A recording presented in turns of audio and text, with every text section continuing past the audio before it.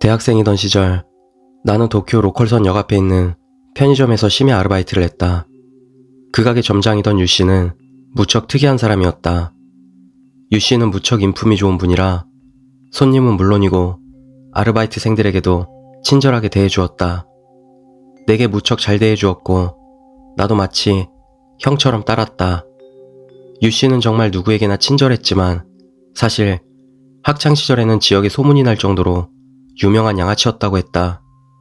그 탓인지 유씨는 어떤 사람을 만나도 겁에 질리는 일이 없었다. 상대가 도를 넘는 짓을 하면 그대로 목덜미를 낚아채 가게 밖으로 던져버리는 단호한 남자가 바로 유씨였다. 그 외에는 언제나 상냥하고 친절한 사람이었다.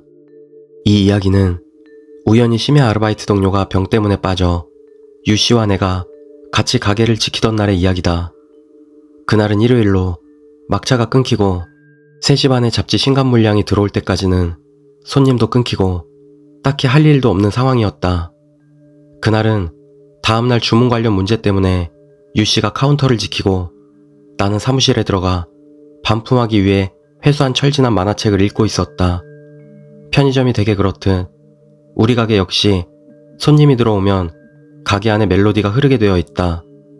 나는 유씨에게만 카운터를 맡겨놓은 게 미안해서 손님이 오면 계산 정도는 내가 해야겠다는 마음을 먹고 있었다. 그래서 만화책을 읽으면서도 귀만큼은 신경을 곤두세우고 있었다. 하지만 그날 잡지 입하 때까지 가게에는 단 한 번도 멜로디가 울리지 않았다. 그래서 약 수십 분가량 나는 그저 천천히 만화책만 읽고 있었다. 몇 권 정도 읽고 나자 슬슬 질리기 시작해서 나는 크게 기지개를 켜고 사무실 안에 있는 CCTV 모니터로 눈을 돌렸다. 하지만 그 순간 내 눈에 뭔가 이상한 점이 포착되었다. 원래 그닥 선명하지 않은 CCTV 영상인데다 칸칸이 나뉘어 가까이서 봐도 확실하게는 보이지 않는다. 그래서 나는 모니터를 조작해 카운터 쪽 영상만을 확대했다. 확대된 영상 속에는 온몸이 피투성이가 된 여자가 유씨를 카운터 너머로 째려보고 있는 모습이 나오고 있었다. 그러는 와중에 그게 현실적으로 존재할 수 없는 상황이라는 걸 알아차렸다. 우선 입구부터 그 여자가 서 있는 곳까지 전혀 피가 떨어진 자국 같은 게 보이질 않았다. 여자는 CCTV로 봐도 알 수 있을 정도로 옷까지 피에 물들어 새빨갰다. 그런 꼴을 했는데도 바닥에는 핏방울 하나 없다니 분명히 이상했다. 그리고 더욱 기묘한 것은 여자의 머리였다. 마치 빵을 크게 한 입 베어먹은 것 마냥 머리가 패여있고 거기에 핏덩어리 같은 것이 고여있는 것처럼 보였다. 아무리 봐도 살아있는 인간이라는 생각이 들지 않았다. 나는 머릿속이 새하얗게 된 채 모니터만 멍하니 바라볼 뿐이었다. 그런 여자 앞에서 유씨는 팔짱을 끼고 떡하니 서서 그 여자를 마주 째려보고 있었다. 잠시 시간이 흐른 후 갑자기 그 여자가 팔을 움직이기 시작했다. 그 팔은 곧바로 카운터 위에 있는 카메라를 가리키더니 곧이어 서서히 얼굴도 카메라를 향해 돌렸다. 그 영상을 보고 있던 내게는 마치 나를 가리키는 것 같이 느껴졌다. 여자의 얼굴은 피에 젖은 머리카락에 가려 잘 보이지 않았지만 나는 그 여자와 모니터 너머 시선이 마주쳤다는 것을 느꼈다. 나는 온몸에서 식은땀을 흘리고 벌벌 떨면서도 모니터를 계속 바라봤다. 이상한 소리지만 그대로 눈을 돌리기라도 하면 그 순간 살해당할 것 같다는 기묘한 느낌이 나를 사로잡고 있었다. 여자는 카운터에 등을 돌리고 가게 안쪽으로 미끄러지듯 움직이기 시작했다. 엄청나게 느린 걸음으로 마치 달팽이가 기어오는 듯한 느낌이었다. 어디로 가는 거지?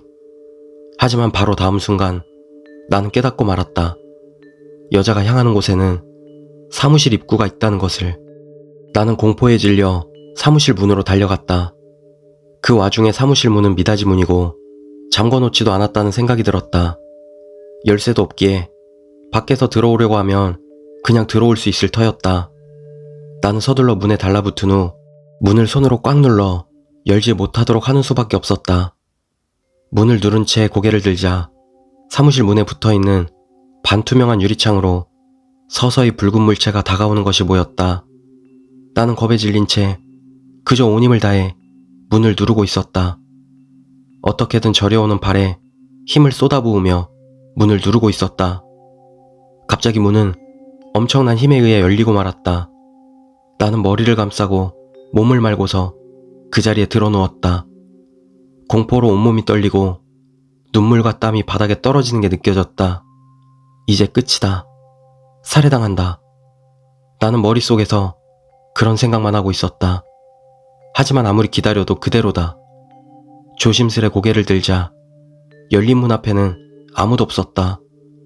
나는 비틀비틀 일어서 주변을 주의 깊게 살피며 사무실에서 나왔다. 손님이 없는 탓에 라디오 방송만 크게 울리고 있는 평소대로의 가게였다. 아연 실색하고 있는 내 눈에 가게 밖에서 들어오는 유씨의 모습이 들어왔다. 야, 저기 선반에서 소금 좀 가져다 주라. 나는 휘청거리며 선반에 다가가 소금을 집어 건네주었다. 유씨는 아무렇지도 않다는 듯 그것을 받았다. 그리고는 소금 봉지를 뜯어 손으로 소금을 가게 이리저리에 뿌리기 시작했다. 너 잠깐 밖에 따라 나와라. 그리고는 가게 밖에서 내게 소금을 몇 번이고 뿌렸다. 그렇게 소금 한 봉지를 다 뿌린 후에야 유씨는 나 좀 쉴게라며 사무실로 들어가 버렸다.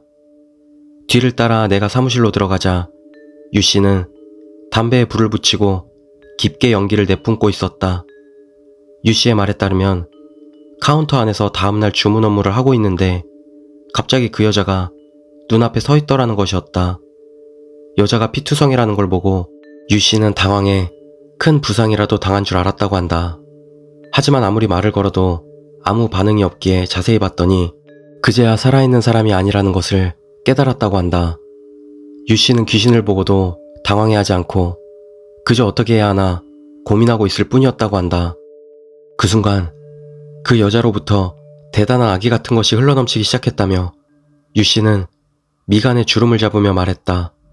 하지만 먼저 싸움을 걸어왔는데 지고 있을 수는 없다는 생각에 마주 째려보고 있었다는 것이었다.